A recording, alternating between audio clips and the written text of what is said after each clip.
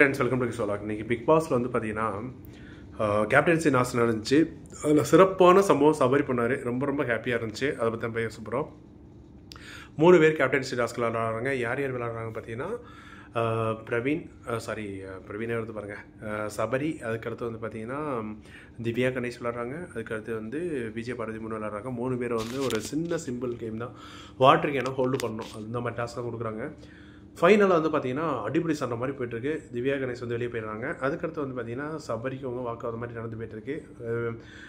விஜய் படத்துக்கு இதை விட பெஸ்ட்டு சான்ஸ் எப்பவுமே கிடைக்காது, அந்த சான்ஸ் வந்து விட மாட்டேன்னு சொல்லிட்டு ரொம்ப தீவிரமாக பண்ணிகிட்டு இருக்காங்க. ஃபைனலாக வந்து பார்த்தீங்கன்னா சிறப்பான சம்பவத்தை பண்ணிவிட்டாங்க. சபரி விளாட்றும் போது பார்த்தீங்கன்னா இடிஜிலாக கண்ணாம்பட்டு வீங்கிடுச்சு. அப்பப்பா யாரும் பண்ண முடியாது, சிறப்பாக பண்ணிவிட்ட மாதிரி பார்த்தீங்கன்னா கண்ணு 2 வீங்கிடுச்சு. ஒரு கண்ணு வந்து அப்படியே ஃபுல்லாக வீங்கிடுச்சு. கமெண்ட்ஸ்லாம் பார்த்தா எல்லாருக்குமே தெரியும், சிறப்பான சம்பவம் சபரி பண்ணதான் இருக்கிறதுலே சிறப்பான சம்பவம், யார் திரும்ப இந்த வீடியோ பார்த்தீங்க அப்படின்னு சொல்லி கமெண்ட் பண்ணியிருப்பாங்க. இவங்க வந்து பார்த்தீங்கன்னா எல்லாத்தையுமே இடிச்சது. இதை வந்து இன்றைக்கினா அசால்ட்டாக விட்டுருவாங்க. அடுத்த வாரம் பாருங்கள், இது ஒன்றும் இல்லாத பிரச்சனையும் ஒதுக்கி எடுப்பாங்க. சாட்டர்டே சண்டே பிரச்சனையில் வந்து செம்மையாக வந்து சபரியை வந்து டேமேஜ் பண்ண பிளான் பண்ணுவாங்க.